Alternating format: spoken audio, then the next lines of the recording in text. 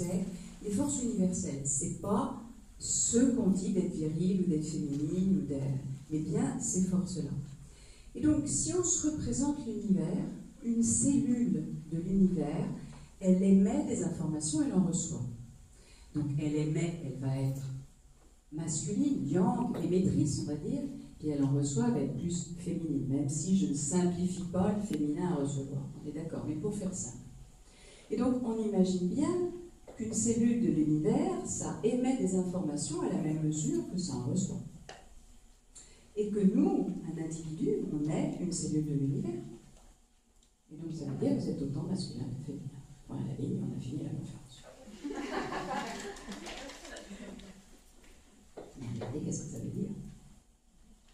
Si on réalise ça, si on intègre ça, ce que ça veut dire, et je vois des thérapeutes, j'ai beaucoup de thérapeutes dans mes stages qui me disent, oui, mais quand même, un homme, c'est un peu plus masculin que féminin.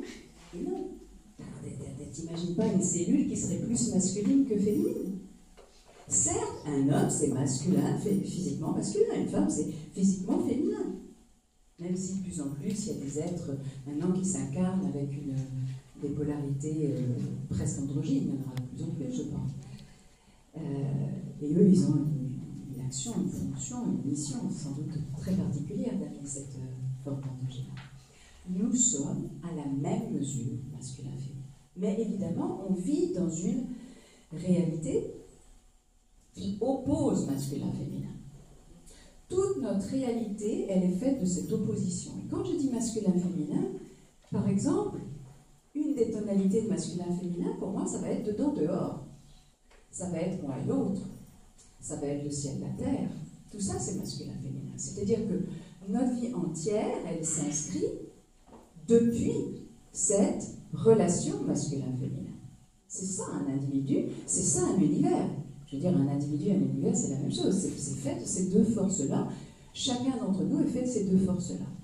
À la même mesure, et évidemment, je suis très consciente que d'être une femme, c'est pas être un homme.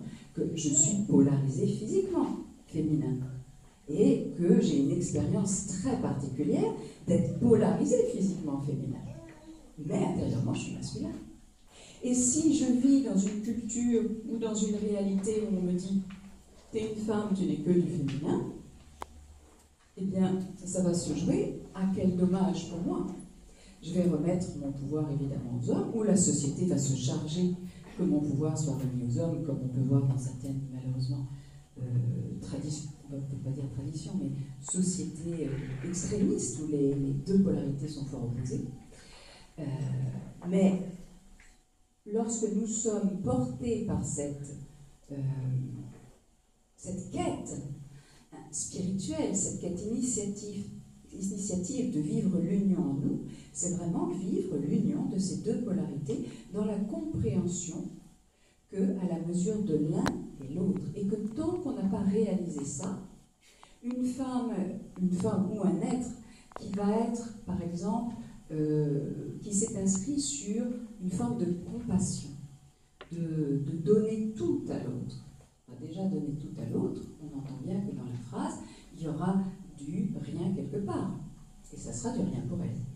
Elle, la femme ou la personne. Et qu'à la mesure où je me définis, par exemple, par ma force physique, pour certaines personnes, ça va être une force physique. Ça veut dire que cette même mesure, ma sensibilité maintenant, à la même mesure, à la